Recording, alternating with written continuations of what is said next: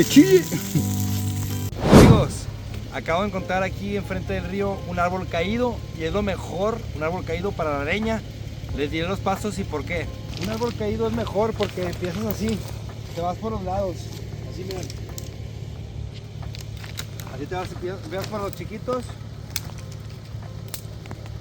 Así te los llevas, primero los vas peinando. Ya que tienes estos, vas por los grandes. Ahora vamos a hacer la lumbre en un lugar seguro. Estamos aquí disfrutando en el río Ramos. Ya son las 10 de la noche. ¡Que chille! Ahí estamos. Bien, qué rica mordidita me va a dar.